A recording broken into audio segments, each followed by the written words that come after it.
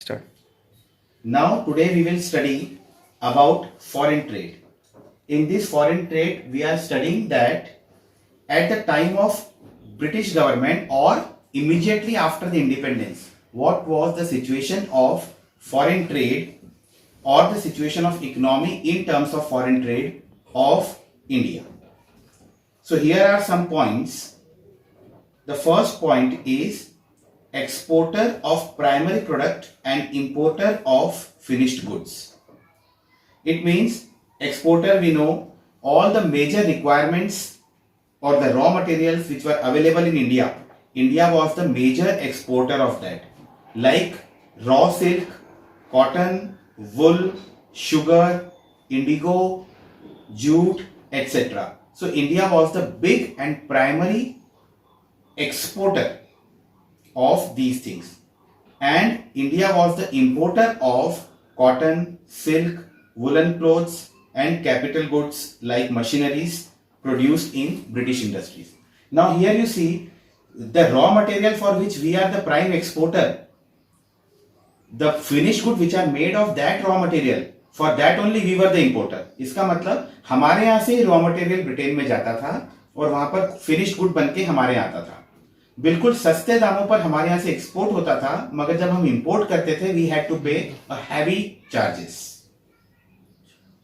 Second is monopoly control of British rule. Since from the point it is clear that monopoly control means the overall control of foreign trade of India was in the hands of Britishers. इसको हम ऐसे समझ सकते हैं कि more than half of India's foreign trade was restricted to Britain. मतलब India का जो कुल फॉरेन ट्रेड होता था उसमें से 50% हमें सिर्फ ब्रिटेन के साथ ही करना होता था. उसके अलावा हम सिर्फ 2 या 3 देशों के साथ ट्रेड कर सकते थे. We could trade only with 2 to 3 countries like China, Sri Lanka and Iran. Then after the opening of Suez Canal in 1869, the direct route of shipping of ship was operated from India and Britain. जब Suez canal बन गई तब हमारा trade China, Pakistan और श्रीलंका से भी Britain ने खत्म करवा दिया ताकि वो डायरेक्ट ट्रेड हो सके. Understood. Then third is drain of Indian wealth during British rule. Draining of Indian wealth का मतलब है इंडिया की मनी, प्रॉपर्टी, वेल्थ खाली होते जाना. Under the British rule, India became an exporter of primary products as we have studied and importer of finished goods. So to make the payment of all these expenses incurred by the office set up by the colonial government of India, इसका मतलब है उनके जो heavy duty, heavy charges हमें पे करने पड़ते थे. हमारी इनकम जितनी नहीं होती थी उससे ज्यादा हमें पे करना होता था. So in that case our Indian wealth was draining. So this is about the foreign trade. The condition of foreign trade at the time of British rule was, again I am repeating, big primary exporter of primary product, importer of finished good. Then monopoly control over the British rule, and then drain of Indian wealth during the British rule. Next is demographic condition. Demographic condition means the condition of the people and about the people at the time of independence. That is known as demographic condition. Before starting for the demographic condition, I would just like to say, in India, the first official census was conducted in the year 1881. 1881 में first official census India में हुआ था, मगर year 1921 को year of great divide कहा जाता है. उसको ईयर ऑफ ग्रेट डिवाइड इसलिए कहा जाता है because in before 1921 India was in the first stage of demographic transition. Transition का मतलब होता है चेंज ऑफ पीरियड. तब हमारी कंडीशन बिल्कुल अलग थी और 1921 के बाद हमारी कंडीशन अलग होने लगी थी, इसलिए 1921 को ईयर ऑफ ग्रेट डिवाइड कहा जाता है. Now coming back to the demographic condition at the time of independence, the first point is high birth rate and high death rate. Now birth rate refers to the number of children per thousand in a year and death rate indicates the number of deaths per thousand in a year. So birth rate was also very high, nearly 48 to 50 per thousand and deaths 40 per thousand. Next is extremely low literacy rate. That we know that even after the 70 years of independence, our literacy rate has not touched to the 80%. But at the time of independence, it was overall literacy rate was less than 16%, 1/6. Sif 16% people were literate at the time of independence. And out of this, the female literacy level was only 7%. Out of all the literate people, 7% were the female rate. That is, we can say negligible. Then poor health facilities.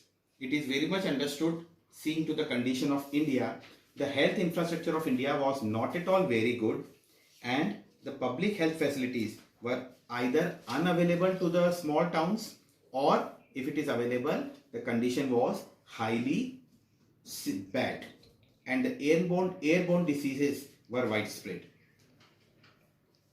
The next is high infant mortality rate. Infant means when the child is of less than 1 year. Infant mortality rate means the total death per 1,000 of the children who does not attain the age of 1. So it was also very high. The infant mortality rate was 218 per 1,000, in contrast to the infant mortality rate of 44 only per 1,000 in 2011. So आज़ादी के time on an average out of 1,000 infant children, 218 they could not survive. Then low life expectancy. Life expectancy का मतलब होता है living a healthy life. So at that time our life expectancy was 44 years, which is now around 70 years. मतलब on an average व्यक्ति 44 year की healthy life जी पाता था उस समय. Then widespread poverty.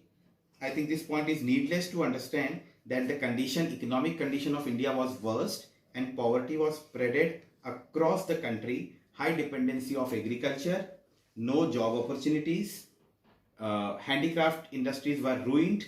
So the poverty was widespread during that time.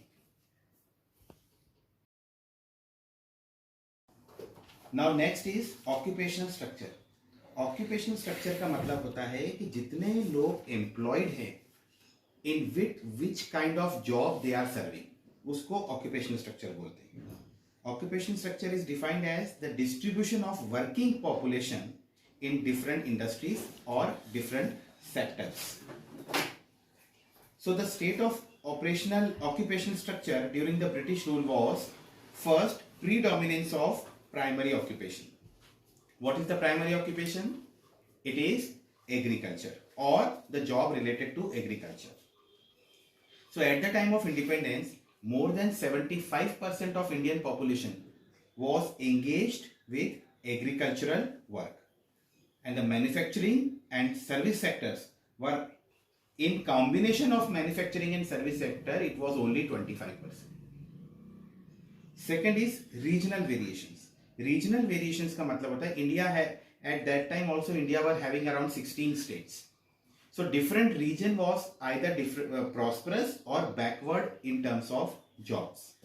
Like the states of Tamil Nadu, Andhra Pradesh, Kerala, Karnataka, Maharashtra, West Bengal, they had a decline in the dependence of workforce on the agricultural sector. मतलब यहां पर industries और service sector भी था.